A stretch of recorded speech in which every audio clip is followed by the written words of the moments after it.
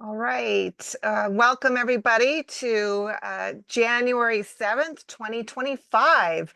And today's LinkedIn Tuesday. We're happy to have you back for a new year. And today we're going to hear from Kurt VandeMotter, LinkedIn from a recruiter's eye. So I hope that you have a lot of questions for him today. Please note that this event will be recorded and the recording may be on the Career USA YouTube channel for others to view in the future. By participating in this event, you give consent for your name and picture to appear. Comments in the Zoom chat window do not appear in the recording. So you can use the Zoom chat box to enter in your question that you have for Kurt as we go through. And just to give you a bit of an update about our founder, if you will, Jeff Morris. He founded Career DFW in 2008. Whoops, can you guys still see my screen? Okay. Yep. He founded Career DFW in 2008. He started careerusa.org in 2012 when he saw a greater need to help job seekers nationwide. He also wrote the book, What I've Learned About Your Job Search That You May Not Know. And if you run into him, he usually has copies. Otherwise, you can buy it on Amazon. He's led the North Dallas Plano Career Focus Group since 2007, and he's been a member of the PIT crew since 2017. Jeff is still recovering, and hopefully he'll be back hosting LinkedIn Tuesdays soon. But until then, I'm your guest host. As for me, I'm also a job seeker. I'm looking for account director roles in the marketing research industry. As far as our presenters go, we have Locke Alderson, Terry Sullivan, Ruth Lipsky, and Kurt VandeMotter who are with us every month. And they are such great pros to have on LinkedIn Tuesdays. And just as a reminder, we have our LinkedIn Tuesdays at 1 o'clock. We have the interviewing Wednesdays at 1 o'clock Central. And then Friday at 9:30 a.m. Central Time is the North Dallas Plano Career Focus Group. Hey, Pat. On when? All right. Hello? Hey, Pat, it's Tim Kluge. Quick question. On all of our special moderators that come, do they always show up like on the first Tuesday of the month, the second, or is it just depends on availability? It Like, depends on availability. okay. So I have them scheduled at different dates, but we'll get to that further on. So All right. All right. for Wednesday's practice interview team, on the first, third, and fifth Wednesdays of the month, that is in person only. It is not via Zoom. On the fourth Wednesday of the month, that is usually in Zoom. So for those of us who are not in the DFW area, we can view an actual interview that somebody is doing with a panel, and then it'll give them honest feedback before they actually go in for that interview. And then on Friday, we have the North Dallas Plano Career Focus Group. This week, the speaker is Rick Martinez, who will be talking about 10 job search rules you should break now. So hopefully you'll be able to attend. Also, we have Career DFW and careerusa.org LinkedIn groups. So we have over 15,100 members in careerdfw.org. And we also have careerusa.org that you can join as well. Also, we have these recordings on the YouTube page at careerusa.org. You'll want to click on playlist and then view full playlist. And then you'll look at the one for LinkedIn Tuesdays and you'll see previously recorded sessions. We do not record Terry Sullivan's sessions when he presents. Also, if you're not receiving emails about our workshops, you can join the Career USA mailing list by scanning this QR code, or you can send an email to Career USA subscribe@groups.io. Please note that Career DFW is a 501c3 nonprofit organization. We have no full or part-time employees, and we survive on donations. Please consider making a donation when you get your next job. If your new company makes matching donations, we are registered. If you do not see us listed, let us know who they use. And so I want to introduce Kurt to you before I turn the floor over to him. Kurt has a proven ability to match talented individuals with the best opportunities in unique roles and niche industry segments. His intuitive and outgoing style helps Kurt immediately connect with diverse business leaders.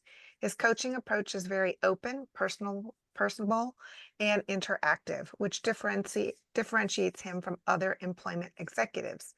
This same passionate approach is what makes him the ideal speaker to galvanize and give positive energy to your next meeting or event. His 30 years of experience provide your audience with engaging real life stories and robust content that can be smartly applied to further executive level learning. And with that, I will turn it over to Kurt. Well, hello, everybody. Thank you for joining us today. I start these meetings off with one disclaimer, and that is that this meeting is you all have taken and selected time out of your day to come join this call, and so this call is all about you. If you've got a question, you've got something that you've just been either wanting to ask me or a recruiter, or just confidentially you just don't know who to go to, or whatever it might be, this next hour is the time to ask it. Put it in the notes section. Patty will be my wingman and help me monitor that. And as we get through the meeting, it we'll interrupt occasionally and just answer questions, because I've got a job. You all are looking for new opportunities, and I want to try to make that a little bit easier and take a little bit of that anxiety potentially away from you today. So just another little bit about me. I own a retained search firm, Linked Executive Search. I've been doing this for 16 years. I came out of corporate America, though, as not as an HR director or as a recruiter. I came out of corporate America as a hiring manager, working for companies like Pepsi, Dr. Pepper, 7 Up, AT&T, and then I did some startup technology stuff. So I was not trained to be a recruiter, other than I've always, you know, I've always taken the hiring process obviously very serious, and I've done a lot of hiring. I participated in a lot of succession planning throughout my career. Um, so that's my background and where I came from. Um, the place I'm going to start today, though, Patty, is a question that Scott asked early on. So um, there's going to be a question somewhere in the audience today about what's going on in the market, and are companies hiring yet, or when are they going to start hiring, and what do you see? What's your view from a recruiter's perspective?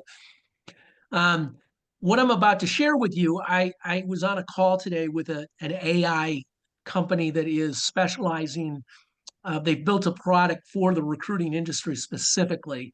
Um, and they're marketing to me to try to get me to buy it instead of me using LinkedIn to go use their product. And I'm seriously considering it because it's a pretty powerful tool. But while I had the owner and the developer on the phone, I took a minute and asked him, tell me what you're seeing out there as you're selling this product. What are you seeing amongst recruiters as well? And he shared with me that the larger firms, the Korn Ferries of the world, they didn't have a banner year in 2024, but they generally, most of them all had a better year than they did in 23. 23 was a pretty strong year for recruiting, so that speaks well for itself. He said the boutique organizations, and that's where I would fall into the category because I'm a single shingle. Is he said they all of them had some of the worst years ever, and that would be again mine. I had a very strong first half of the year, and then things just quit for the second half of the year, and I virtually did no work or very little recruiting. I've been projecting. Some of you that might have seen me in November or October, I've been projecting that it would be in January that things would pick up. So I sat patiently in my office all day Monday. Today's Tuesday, and the phone didn't ring. Um, so what I'm about to tell you is that I think that there is going to be it's going to be a very strong year for recruiters, generally speaking. Um, but it hasn't picked up yet. And that is synonymous again, talking to my peers and other people in the industry. Companies haven't started to make the phone calls to hire recruiters yet. Now they could be doing the work internally themselves first, as they do many times, or it could just be that they're still working on budgets. They're waiting for the swearing in process to take place so that we know that there has been a transition. Not that there's any question that there won't be, but that, companies are just waiting for that day. I don't know, but it's early in the month yet, and January is a long month, so we'll ride the storm out. So in general, if you're seeing little activity, you're seeing not a lot of activity, you're seeing companies reach out to you, but they don't they're not completing the process. That is in general pretty similar to most organizations and what we're seeing around the country right now. So, but at the same time, what we want to try to do now today, and this is where I'm going to move to, is we want to try to to make sure that our saw is as perfectly sharp as it can be, so that we can capture the opportunity when it does come across our desk. So that's what we're going to talk about, the positive side, about some of the things that you should be doing as a candidate. We'll look at LinkedIn. Patty, it's interesting because um, I still have access, and don't anybody turn me in. I still have access to LinkedIn Recruiter, although I've told them that I'm not going to continue my subscription with it. And the reason is because LinkedIn Recruiter's it's gotten very, very expensive. And that's why I'm talking to other companies, AI related organizations that might have a product or a solution that could do some of the things that LinkedIn does. LinkedIn has gotten so expensive that and their help desk and their service model is very, very sparse for young or smaller organizations. And so for that reason, I'm not going to continue to use the LinkedIn Recruiter product. I can continue to do these seminars, but it might not be demonstrating the LinkedIn product every month as well. But I'll keep you posted on that as I go through the year. But what I want to encourage you all to do is that LinkedIn is the place, and that's why we're going to spend some time. I can remember a long time ago when I conducted my first search. I don't know what year it was and where it was at, but I was going to meetings and doing networking stuff. And one of the guys that I was with, one of the meetings that I was going to regularly was Dennis O'Hagan in Dallas. Dennis is no longer with us; he's passed. But I can remember the day. Actually, I can remember the conversations. I almost can remember where I was sitting in the room, where one of the conversations would come up about, does everybody have a profile on LinkedIn? And only 10% of the room would raise their hand because they didn't know about it, or they didn't believe in it, or they didn't whatever. I'm confident that every one of you has a LinkedIn page today. But what I'm going to try to do is shed some light and give you some ideas and suggestions, not only on LinkedIn, but other tools that you can use outside of LinkedIn to help accelerate your search. But as we talk about LinkedIn, you have a profile. Let's make sure it's the best profile you can have.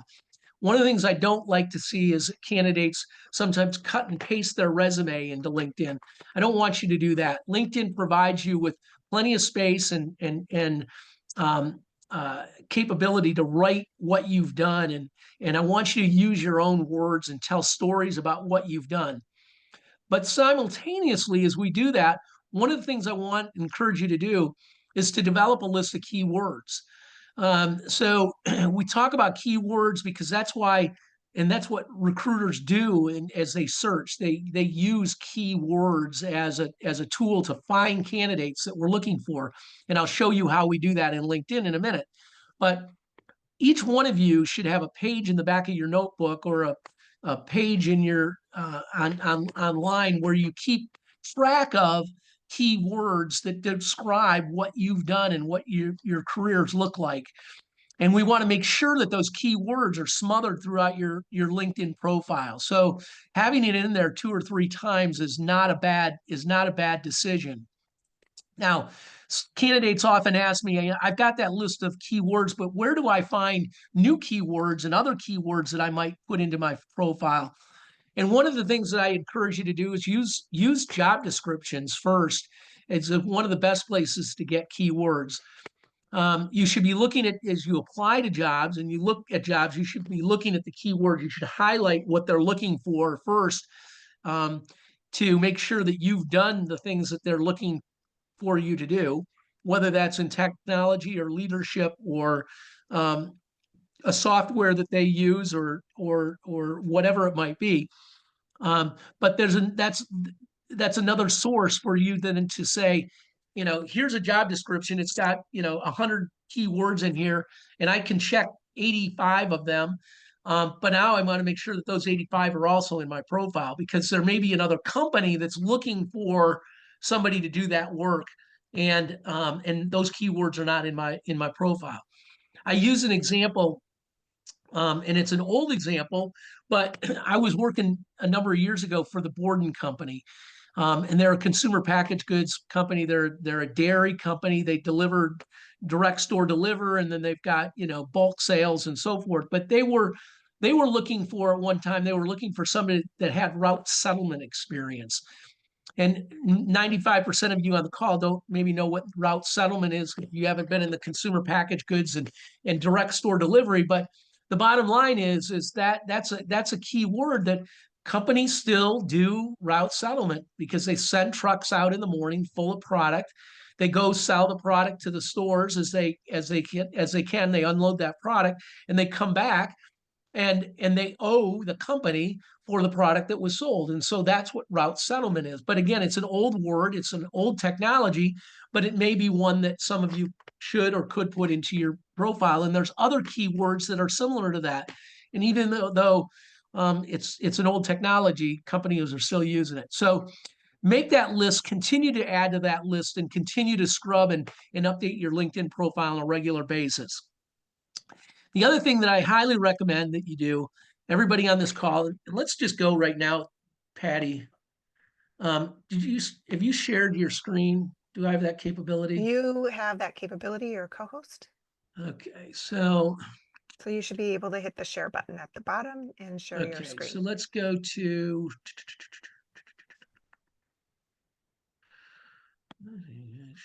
okay, there it is at the bottom. Okay, so oh,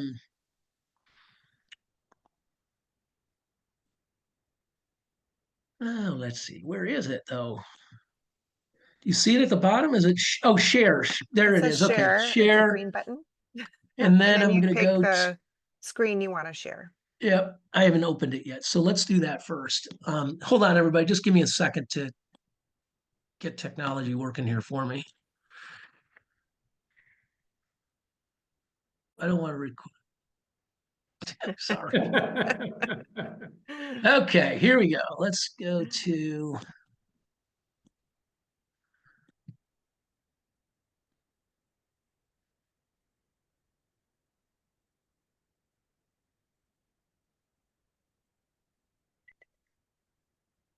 We always have some computer gremlins. There's never it changes by the minute here.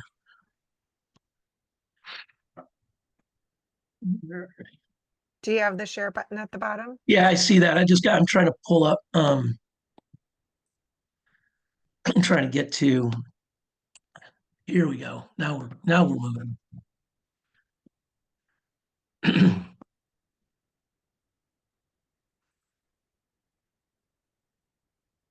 Okay, so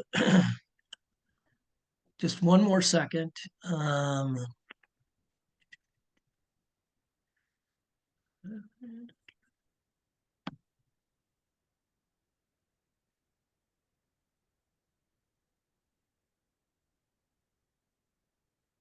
Let's go to, here we are, back to you all. Patty, you there still? I'm still here. Share, let's see, share.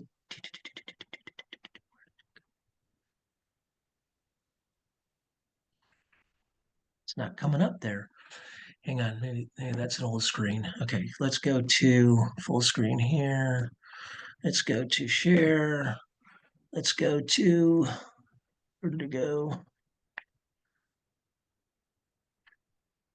Well, that's silly. It's not allowing me to share that. Really? Hold on. Okay, that's the screen. Okay. Share screen. Let's go to this one right here. Okay, can everybody see that? It's populating. Now Okay, I can see now we it. can Yes. see. Okay, so they LinkedIn, just so everybody knows, LinkedIn recruiter, first and foremost, where and how did the product come to inception? Everybody knows about LinkedIn. There's LinkedIn Lite. Some of you pay extra to have a use LinkedIn product. I don't suggest that you have to do that. I think you can do it on the regular version, but it's not that expensive. You can write it off on your income tax as a search expense.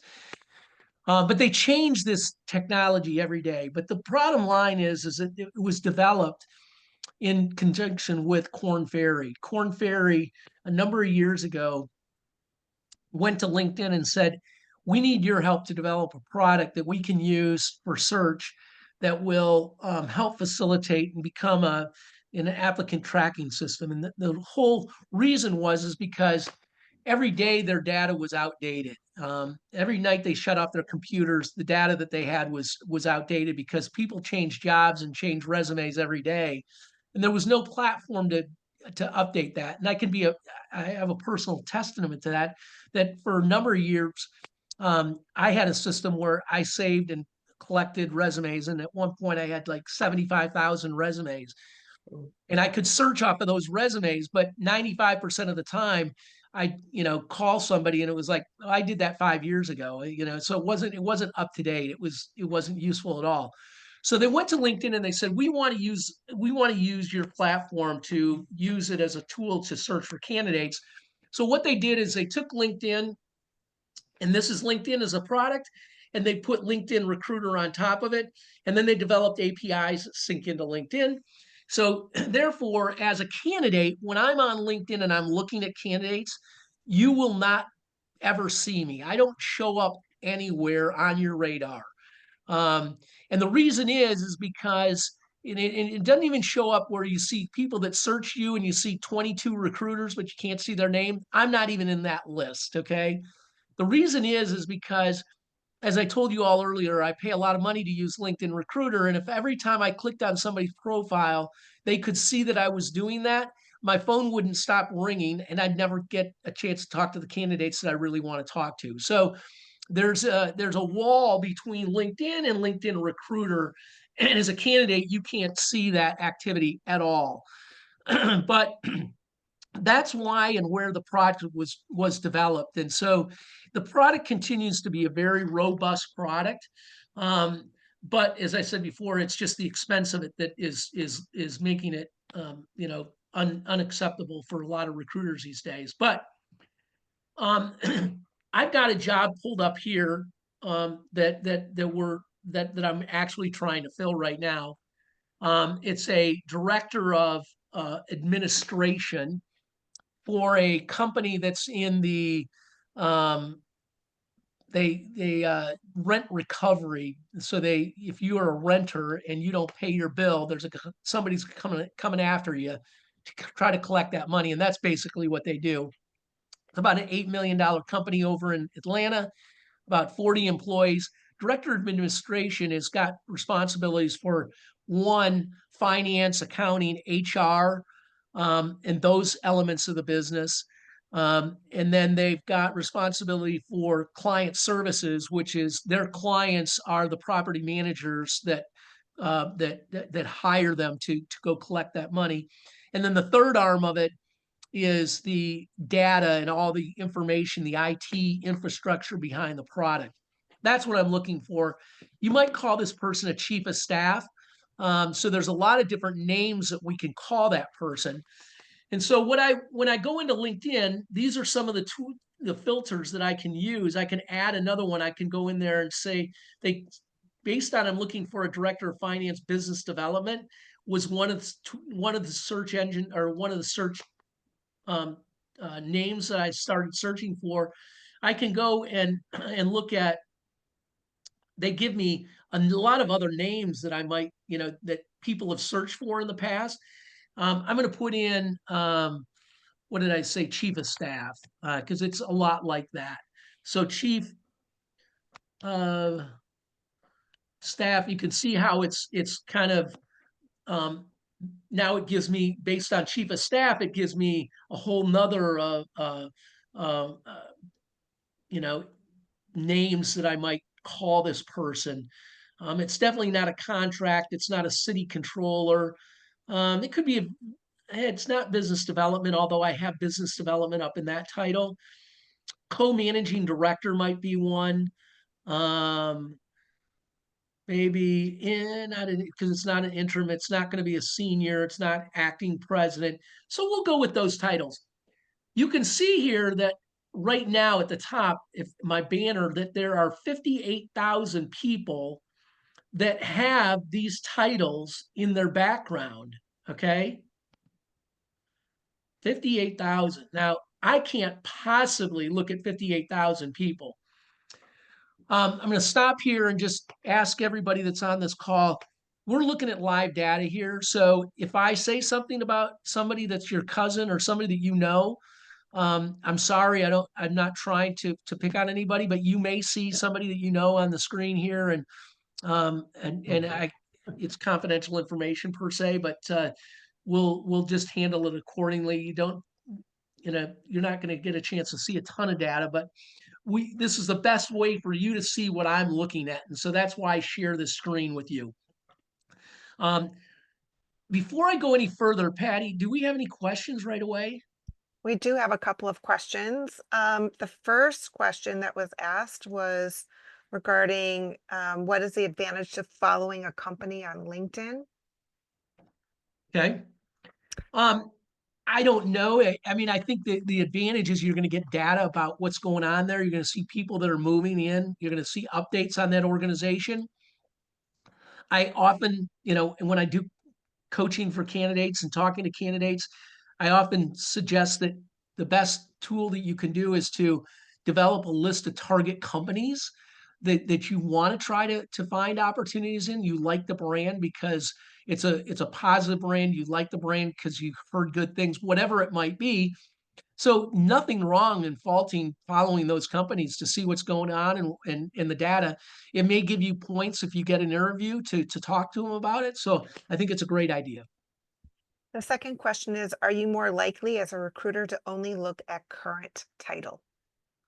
No, I'm looking and you'll see where I'm looking at what they've done in their whole career and how they've transitioned and moved through organizations. So, um, because what you're going to see here on LinkedIn is that somebody that may have this chief of staff, it might not be in their current role, but it might be in a role that they had 3 years ago.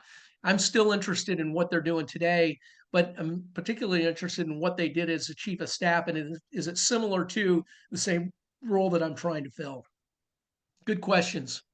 Okay. With careers spanning so long, how do you bring up older achievements? Um, I think that the best way to bring up older achievements is that you use that section of your resume and LinkedIn where you talk about yourself in your summary section. The about Um, section. Yeah. and that's where, again, you've got to write this stuff out. You've got to look at it. You've got to modify it. You might send it to 2 or 3 people to ask for their advice. But I think that LinkedIn gives you plenty of space to do it. On your resume, you might use it in the section at the very top of your resume. If you've got a resume that talks about, that you're a chief chief of staff, and then you say, some of my accomplishments include, and you talk about some of the things that you've done in your past, that might be somewhere else you could bring it forward. Okay. You might also, some people in their resume, they end up, they only talk about on their resume, even sometimes they talk about the last 15 years of their career. So sometimes I see on a resume earlier experience to include, and it might include companies and it might include some success stories there. If you've got a shorter resume, 2 pages is what I recommend to everybody. Then you might only highlight your last 3 jobs if it was over the last 15 years. But you might have a section at the bottom that talks about your earlier career. One of the things candidates always try to do is to, not all candidates, but older candidates. I'm an older person myself. Try to hide how old they are, or what they've done. I once had a buddy of mine that I'd meet for coffee, and he'd show up, and I'd start laughing, like, "What's so funny?" I'm like, "Dude, you don't have brown hair. You got gray hair. What happened to you?" So we try to cover up how old we are. The bottom line is you can only do that for so long, and then you're going to have to put your face up. You're going to have to sit in front of them. You're going to have to fill out a job application and put all those jobs down. So if you are older in your career, just get used to it and own it. Because you can't hide it forever. They're going to figure it out. And if they don't want to hire people that are more senior in their career, then sorry, that's not the company you want to go to work for. But I hire plenty of people, and I get a lot of questions. And I can only tell you, I can tell you a couple of times where the company is looking for an executive, a CEO, family-owned business. They're not ready to turn the business over to the G3s yet, so they want somebody for 4 or 5 years. So one of the things I bring forward as I talk to that company is, so if you only want somebody for 4 to 5 years, um, you're open to somebody that's 65 years old then, right? Because there's a lot of people that are 65, 66, 67 years old that really only want to work 4 or 5 more years. And they could be an amazing asset. And you won't have any problem getting rid of them, because in 5 years, they are going to be ready to retire. So um, I had a company once in New Orleans, family-owned business, and they told me that they wouldn't hire a Republican.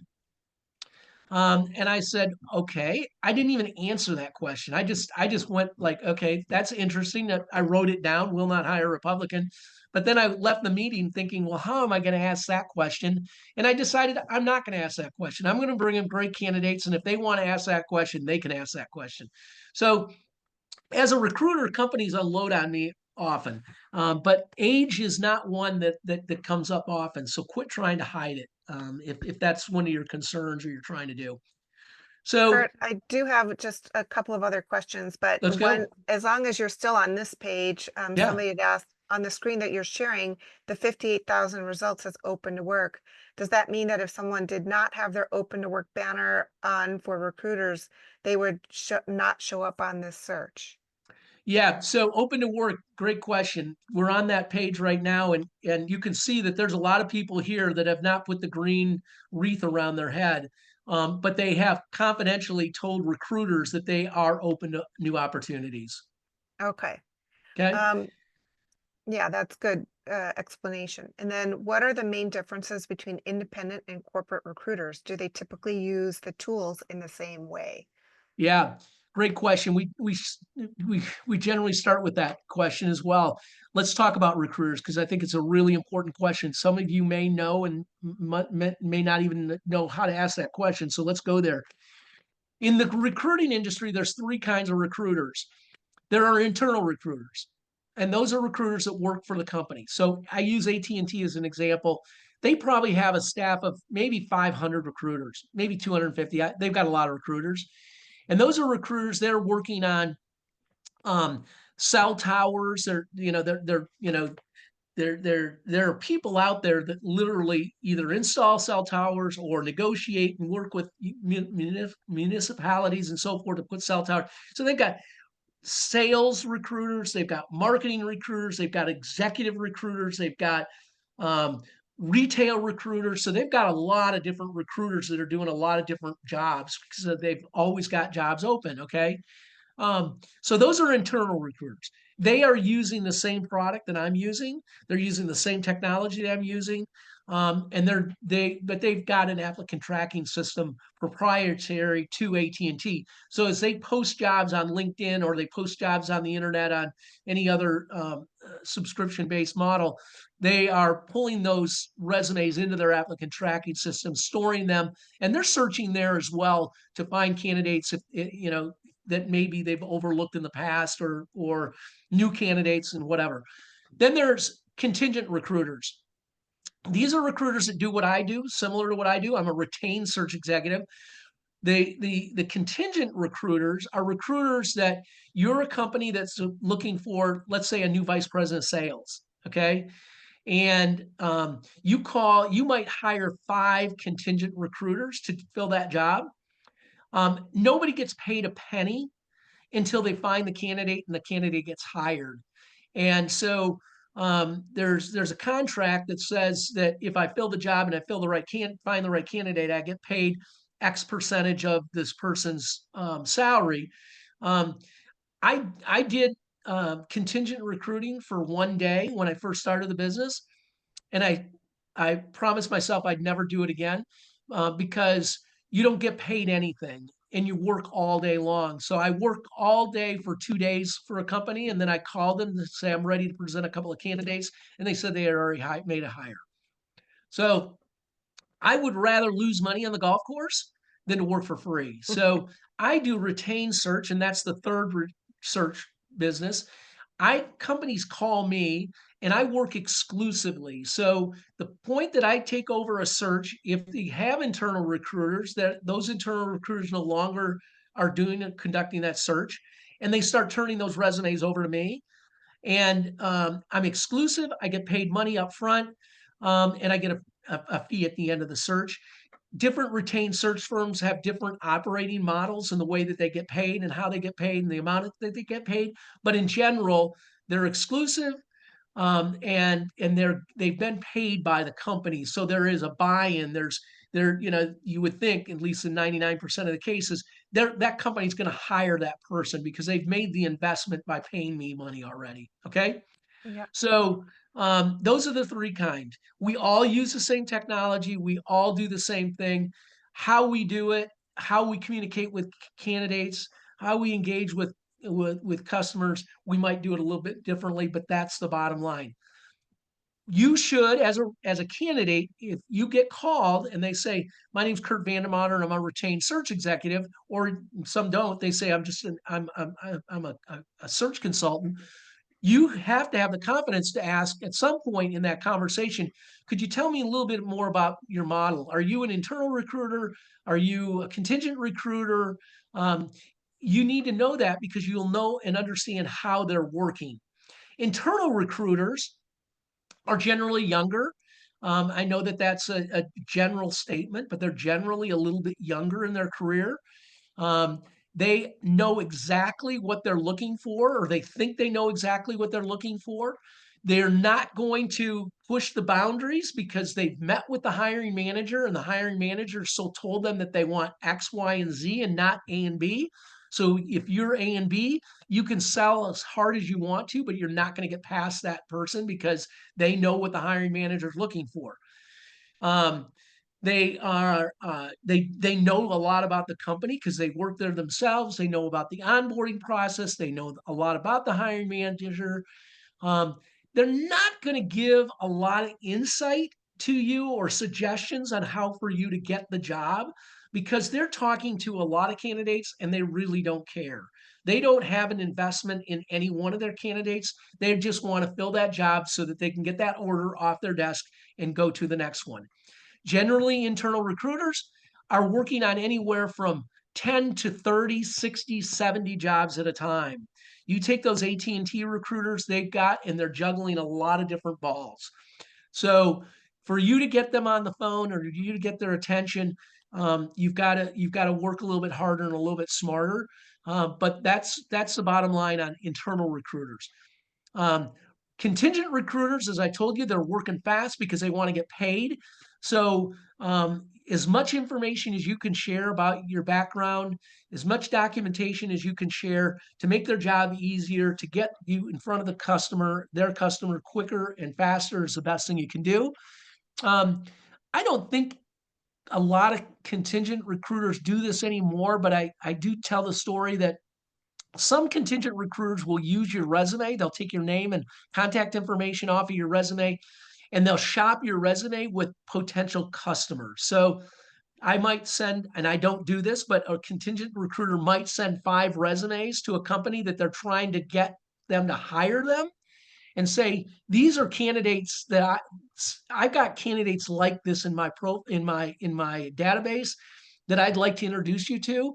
And they're using your resume as a bait and switch. Okay, you know what? We are looking for a new marketing associate. You do seem to have some good resumes. Um, I'll send you an agreement and start sending me resumes. Um, but retained guys and gals, people out there that are in the retained business, we take our time. We actively, interview candidates, spend a lot of time to get to know what they've done, and the problems that they've solved in the past. Because we are working for, and as I tell my clients, I'm working for you now. I'm on your payroll. So if I'm not doing something that you like, or I'm not getting you enough resumes or the right resumes, I work for you. So an open line of communication at all times with everybody that's on the executive team or responsible for that hiring that role. So that's the difference between internal, contingent, and retained search firms. Yeah, those are great points. I ask that when a recruiter contacts me. So I ask which one they are and what their model is. I have a Yep, few other questions in let's the go. chat. What is your perspective, including experience, and in parentheses, jobs during gap when searching that do not pertain to the job that you're searching for? Should we include them or leave them out? Well, I think you have to show a flow of your job. I think I having blanks and um, voids in your resume, I think, is a mistake. So I think you got to always keep an even flow. Um, I just think that sometimes candidates overthink their background and what they've done. You can't read the mind of a recruiter or a hiring company. I think you stick with your resume and live with that one. And other than, I do highly recommend, well, I'll insert this, that as you fill out job applications and you're applying for jobs, you've got the job description. As I suggested earlier, you've gone through and highlighted the 50 keywords or the 20 keywords of what they're looking for. You now make sure that those keywords are in your resume, okay? So that when they do a match, they can see that you've done the things that you've done. If you've done them, you can't make it up. Don't lie on your resume. But um, then that is the only time that you really should be modifying your resume, is to make sure that it it prioritizes and highlights what the company is looking for. Okay. Going back to the open to work banner, you're on the paid version. What about recruiters who are not on the paid version? Do you need your open to work banner to show for non-paid recruiters? Yeah, that's why you put it on there, is because it shows Exactly. everybody that you're open to work. And a lot of people don't like to do that, Yeah, because they feel like, it's a family secret. I can yeah. remember when I was a kid growing up, my dad came home one day and he had been in the foundry business, sales, marketing, and he came home and he sat everybody down at the dinner table and he says, "We're going to have what we call table talk. We're going to talk about something that's very confidential, and I don't want you to tell anybody, your friends or family or anybody else. But I lost my job today, and I'm going to be looking for a new job. You're going to see me around the house a little more than you used to, but know that I'll find a job and everything will be okay." I think candidates today still feel that way in some way, that it's table talk. They don't want to show everybody that they're open to a new opportunity. But I highly encourage you to put that banner on there, because there's oftentimes that people that aren't using LinkedIn Recruiter, that are out looking to fill jobs. Um, I make this story up, but John is the CEO of the company. His admin is Beverly, and he takes the last 2 weeks off of the year every year. But Beverly stays in the office because it's quiet. She gets organized, cleans out files, does all the year-end things that she needs to do. But she knows that he's looking for a new vice president of sales. So she's got some extra time and she goes onto her own LinkedIn profile, even though HR is looking for that person. And she sees your profile because you used to work with this person 10 years ago, but she never thought that you were out of work or that you'd even consider a new opportunity because you love the company that you were at. And she sees that green wreath, and it's an immediate connection. So for all the right reasons, I can't think of one that if you are actively looking for a new job, not a passive candidate, not a candidate that's working for a company and you're considering looking for a new job, then it's confidential. You don't want to tell everybody because your boss may click on your profile and call you and say, "What the hell are you looking for a new job for? I thought you loved it here." So, but if you are actively looking, you are, collecting unemployment, you're no longer going to an office, then put that green wreath on. No Great. exceptions accepted. Yep. All right. The next question is what do you think about how to handle a large gap now while seeking our next job? So should this person post her consulting company and show how she's helped other people prepare for their job search as a consultant? So if they've been out of work for a year and a half, like what should they do? Yeah. Well, in some cases, it's that they were taking care of an elderly person. They had a family matter. They had something going on. So I recommend that you put that block in there. And it could be, you could put it in as a contract job that you were, and you might have done some consulting through that year and a half. It may have only taken 1 month, but you were a consultant for that year and a half. And then there's nothing wrong with putting in your resume. I see it frequently where people have just started a family and they took a year or two off because they didn't want to rely or couldn't afford or didn't have daycare. So I think those are all acceptable, but I would be transparent about it and don't try to hide it. Okay. How can we find the retained search recruiters or search consultants hiring with the industry desired and possibly type of job? Great question. Candidates always want to talk to recruiters, but I would tell you right now that it's not a waste of your time, but you can do so many other things that are more productive. And the reason is because in all cases that I just described, whether it's an internal recruiter, contingent recruiter, or retained recruiter, we all get paid by, or the contingent retained, we get paid by um, a third party, and that's who our boss is. We don't get paid by candidates. And so I have a lot of candidates to reach out to me, and I try to take as many calls as I can and answer as many questions as I can. But every time I start a search, it's from scratch. Okay. I don't have a database. And candidates ask me all the time, "What do you mean you don't have a database?" Well, I have a friend of mine that's in the search business and he's looking for a CFO here in Dallas for a company that's in the um, um, subscription model. So I don't know. I do know the name of the company, but you might think of it as like a gym. Okay, where you go in and you pay a fee every month, and they take that money out of your account every month. Well, that's the product. So they're looking for a CFO, and they want somebody that's come out of that industry and has that experience. And you can understand why is because it's a very unique model and there's accounting rules and regulations and so forth that are around that. And so finding somebody that's done that and has that experience versus trying to train somebody or let them learn on your time is going to be a better hire for that organization. So um, I have a lot of CFOs that I know that I could send a note out to that says, "Do you know anybody that has this experience?" But every search I start, and I can guarantee you that just about every recruiter you talk to, they start with a blank slate because every job that we're looking for, even if it's a CFO, is very unique in some way, either the industry or what they're looking for specifically, or what they want that person to do, or how long they want that person to be there, or the software that they've used, or the hardware, whatever it might be. It's very unique. So we start from scratch. We don't have a database. So as a candidate, you're wasting your time trying to build relationships with recruiters because, and secondly, I would guess that probably about 80% of recruiters won't even take your call because we don't get paid by candidates. We get paid by companies. And so you're gonna run into more roadblocks and frustrated that recruiters don't call you back. It's just not a good use of your time. Okay.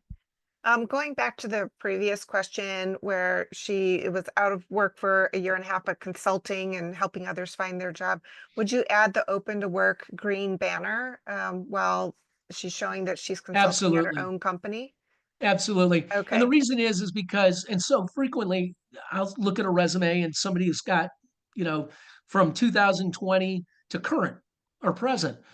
And so the first question I ask them when whether it's on LinkedIn or I'm looking at their res, why are you active? Why are you looking? What's promoted you to start looking? Oh, well, our company had a layoff 2 months ago. I'm actively looking, but I haven't changed my resume yet, which is acceptable. That's okay. I don't think you want to leave that out there for, present for a year or even 6 months. But um, yes, it's absolutely a-okay. Do most companies have a maximum number of resumes they pull from LinkedIn? No, no. I mean, when they post a job, they may get 1,000 resumes. And so no, I mean, until they find the right candidate, they don't stop looking at resumes. Yep. All right. And let me see if there was one other question that we had. Um, Somebody said, I pretty much have had the same or similar title like throughout the career. Does that work against you, showing you that you're not doing other things? Software development is a very broad area, but you could be a senior developer doing many different things. Yeah, no, I don't think that that's an issue at all because especially as you just described, if I'm a developer, then I'm looking for somebody that's got deep roots and knows that technology and knows the ins and outs of those programs. And that's why I'm hiring them because of that experience. And I don't care if they, I don't want them to be a CFO or a sales leader. I want them to be really good at what they're doing. So that's a-okay as well. Does LinkedIn Recruiter use AI to identify, quote, ideal candidates for posted positions? LinkedIn is trying to use more and more AI as they develop the product. If I were to go back to the when I first log into LinkedIn Recruiter, it gives me an AI approach that I can click there and put in a couple of keywords and it'll start to find me candidates. I run it both ways now.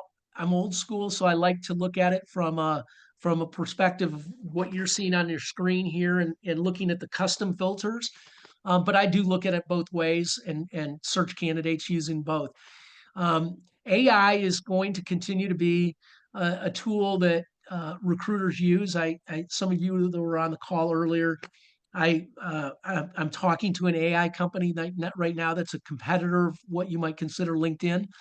Um, and but basically what they're doing is they're still scraping LinkedIn. So even if I were to subscribe to their model, they it's a little bit cheaper than LinkedIn. Um, but the way that they go about finding candidates is different than the way LinkedIn is structured. They go about it by using company names instead of titles.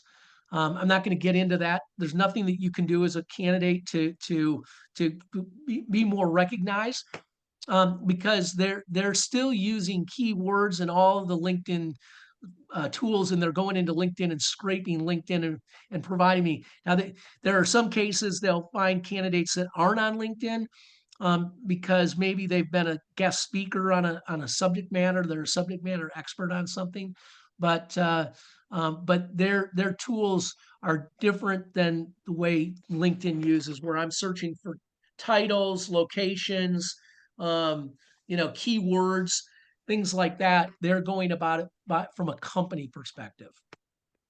And is AI going to use ageism as well? Can it find our past history work? 100%. It can find everything. These AI tools don't stop. When I start a search, my son works for a company that's developing a recruiting AI tool. It's more for companies that I use a hotel as an example, where they're hiring a lot of the same people. They're hiring front desk people. They're hiring cleaning ladies. They're hiring um, parking people and so forth, where they hire, a lot of the same people, not retained executive search where they're looking for CEOs. Um, and once I started searching his platform, I shut my computer down. I come back an hour later. I might have had 5 candidates. Now I've got 20 candidates. I shut it off. I go to bed. I come back in the morning. Now I've got 100 candidates. So these AI tools, once you put the search in there, it's working for you all night long, and it just continues to work and produce and send you candidates. Mhm. What are the LinkedIn Recruiter analytics? Well, analytics as far as reporting. Yes, I suppose. Tammy, do you want to expand? Yeah, I mean, you know how the LinkedIn users have analytics? We find out, who searched for us and how Yep. many times and I'm just kind of wondering, what sort of relevant analytics do recruiters have based on Got it. LinkedIn? Yeah. So, I will tell you one of the biggest beefs that every recruiter has is that candidates don't reply to InMails. So that's one of the, I have a way of keeping track of candidates as I communicate with them. Like um, for this particular job, I posted it, so I had like 80 people that applied for the job. And then as I search for candidates on my own, I save them to the project. So I've got a project with a lot of candidates in there. But the biggest analytics is that candidates don't reply to in-mails. You'd be amazed at the number of in-mails that I get from candidates that say, "Hey, I'd really like to learn more about this job," and I'll send them back a note and I'd say, "Gosh, I wish you had replied to this message 9 months ago because the job's not even open anymore." So Right. biggest So rec- that's why you say always make it easy for us to contact you. Put your contact information in the first line Yep. of that about section, correct? Yep, 100%. We'll look at a candidate right here. Let's go to this gal here. Here's Kate. Okay. So Kate's actively looking for a job. We can see that she is chief of staff, operations, organization leadership. Weekends at the lake. She's showing that she's got a life. If I were to talk to her, she'd probably have a very active work-life balance goal. She's got a summary, but she's not used even close to the number of words that you can use in here. But she has used keywords that may be searched for. I put one keyword in their leadership, so that's highlighted as you can see. But um, there she's open to work, and then she's got the green wreath. But if I want to get a hold of Kate, I only have one choice. Okay. And that is I could, so I could, no, I can't because I confidential family enterprise that she's working for now. I don't even know who it is. So I can't contact that company. She was with USAA. I could, if she was still there, I could call USAA and look for a Kate, but that's going to take a lot of time. The only tool I've got is to send an email. And then I've got the ability, LinkedIn gives me the tools where I can write a message for that specific job, or if I just want to get to know that candidate, it could be a very generic. But the key is I've got tools that I can use for jobs that I've got, so I can very easily send out a lot of these messages. But at this point, I am now waiting for Kate to get back to me. Okay. The ball's in her court. If she doesn't look at her LinkedIn and she doesn't reply to in-mails, then I'll never have a conversation with Kate. Okay. However, if Kate were to have put her contact information in the summary section, and this is a candidate that I really wanted to talk to, then she would move to the head of the class because I'd have the ability to pick up the phone and call Kate and say, "Hey, Kate, Kurt, retained search executive, trying to fill a job in San Antonio. It looks like this. Do you have 4 minutes now, or can we talk later?" So I get immediate contact. That candidate, whether I like her or not, she's at the top of the class because I got a live candidate that I'm talking to. I've got a resume that I can share with my client if I want to. So if you're on this call and you're looking for a job, actively looking for a job, put the green wreath on and go into the summary section and put your contact information, your email address, and your phone number. Doesn't mean that you have to leave it out there forever. When you get your next job, you can take it off. This is not Match.com. So you're not going to or at least you shouldn't get very few, if any, messages from people that are doing anything other than trying to find you because they want to sell you something or they want to engage in a conversation about a job. So if you don't like the phone number in there, some candidates don't, give me your email address. Because I want to get out of LinkedIn as quick as I can and get on my own platform where I'm having conversations with candidates. Yep, absolutely. Also, you can get a free Google Voice phone number, and that will route to your cell phone number, so you can sign up for that. Yep. But look at Kate. I mean, this is a really good profile. If I were to give her any feedback, it would be, you know, obviously this chief of staff of what she's doing right now, she may be just taking care of her own family. Okay. But I don't care. It's been 4 months. Okay. It's not been a year. So we can get past that easily. But look at what she did at USAA. She's given me all kinds of information about what she did, tools that she did, used, and so forth. This is a dynamic profile for a candidate. Fully, she's used the real estate very well. Let's say that. Great. Okay, I don't think we have any other questions right now. I know we're at the So, top of the hour.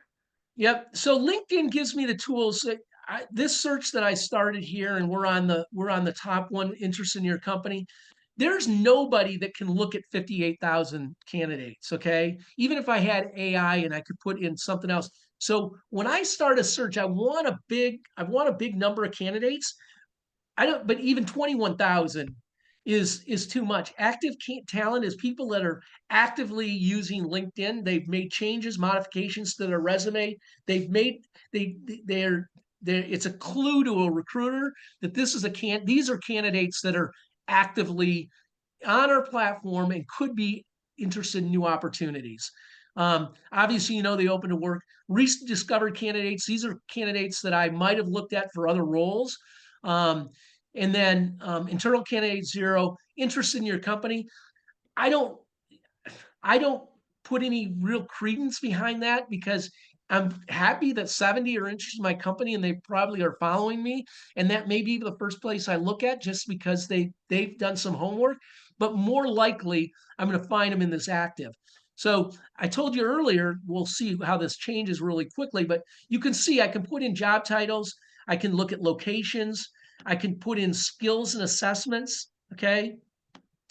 Companies, if there's certain companies that I want to target, I can put those in there and it'll sort those out for me. I can build a Boolean search where I use a number of keywords. I'm looking for somebody that's got this and this and this and this, not, and that all goes in parentheses.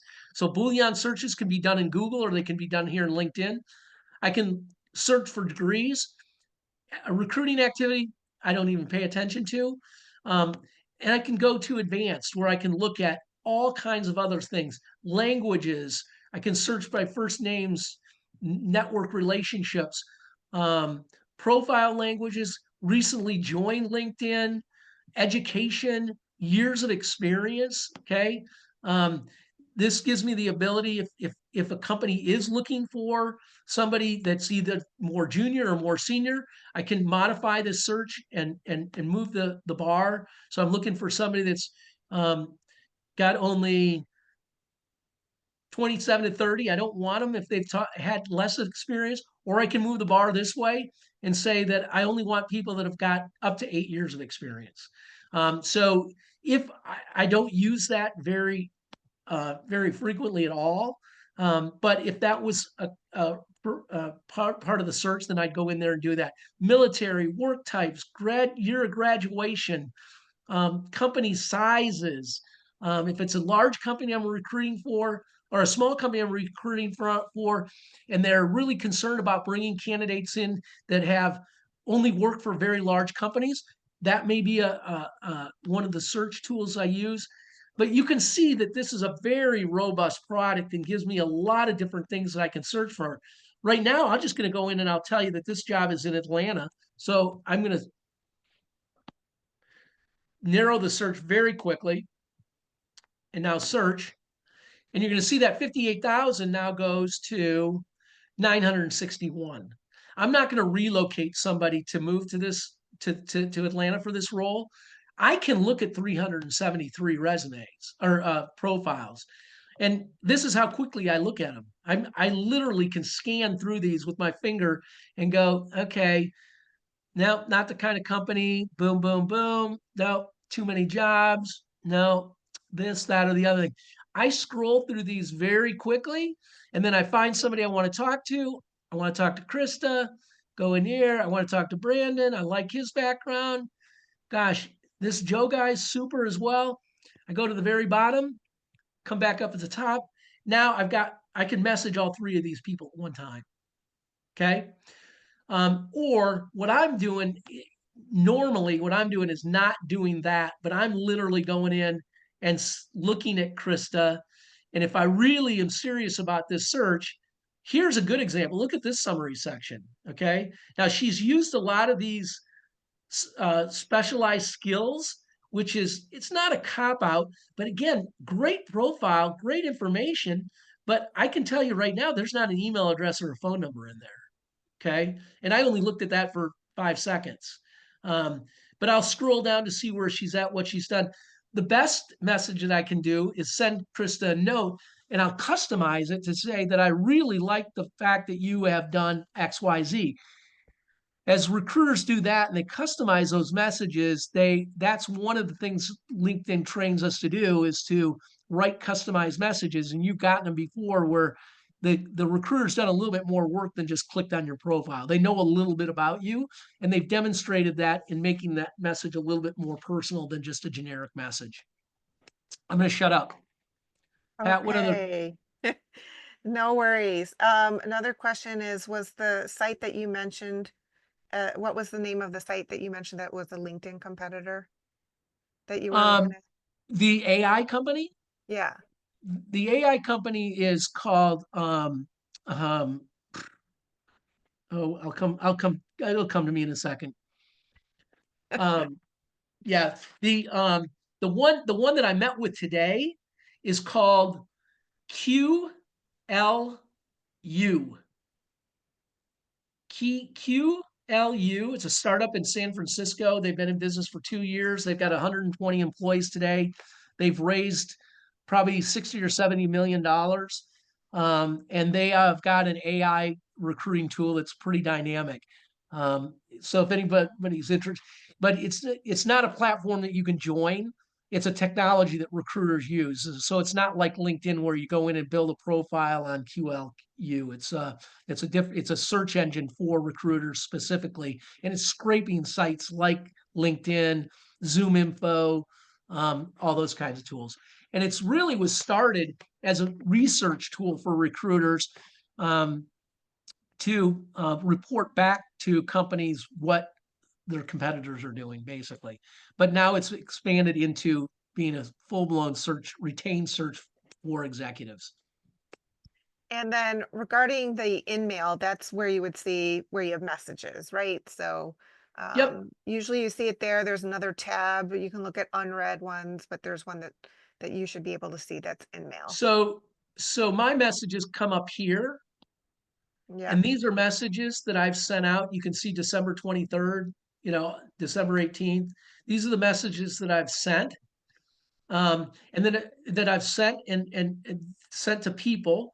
And then I've got projects. So I've got projects where I can go in and this is the company I'm working for. And it gives me statistics on my post. It shows me all the people that have applied for jobs, people that I've saved in the job, so forth and so on. Yeah. Right. And I think where most people miss it is it's not your regular, it's under messages when you click on there as a candidate, as somebody who has an account, but usually it'll say InMail on it, and it'll Correct. say InMail received from whatever. So everybody should make an effort to answer or read those InMails, unless it's for sure spam, where then you shouldn't answer those InMails. But it's a legitimate recruiter, you should. So this is the opening screen I'm sharing with everybody, and I know we got to wrap up here, but this is where they're giving me the ability to show me director of finance business, and then the AI type solutions. So I can just type in here something what I'm looking for, and then it'll start searching for it. Okay. Great. All right, Yeah. let's see if there are any other questions. Let me see. I don't see any others. So with that, want to thank Kurt again for his time today and for sharing his insight into the current state of the job search industry and how it is for him, as well as how it's going to be looking for us as well. So definitely, thanks again, Kurt, for all of your insight and your knowledge, and really helpful. And hopefully this starts the year off strong for all of you, in as far as getting interviews and things that you need to look at in your LinkedIn.